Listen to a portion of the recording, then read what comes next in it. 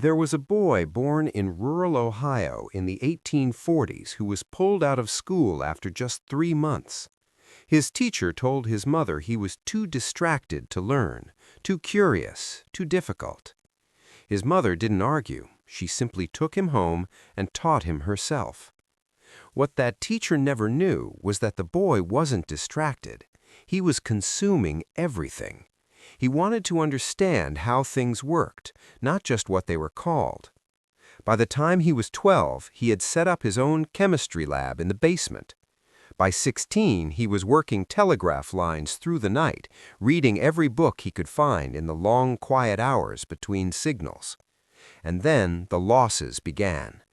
His first major invention was stolen. His business partner disappeared with the money. His laboratory burned to the ground, not once, but twice. He went deaf in one ear, then both, and still he showed up the next morning. People who worked with him described something strange. He never seemed crushed by failure the way other men were. When something didn't work, he would pause, write a note, and say quietly, "Good, now we know." This wasn't performance. This was a genuinely different relationship with failure. Researchers who study human resilience have found that people who survive repeated setbacks often share one invisible trait. They don't experience failure as a verdict.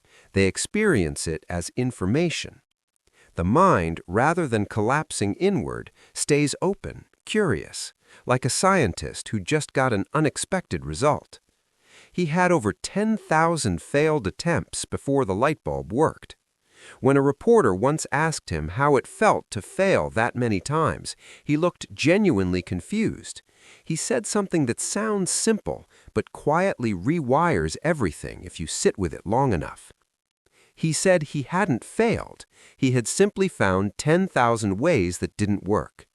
That distinction, small as it sounds, is the entire difference between people who quit and people who don't. The human brain is wired to seek certainty. It wants a map. It wants to know that the effort will pay off before it commits. But the people who change the world are the ones who move forward without that guarantee, who trust the process even when the process looks like destruction. What's fascinating is that his most important discoveries didn't come from the moments of inspiration. They came from what happened after everything fell apart. The fire that burned his lab destroyed years of research. He was 67 years old when it happened.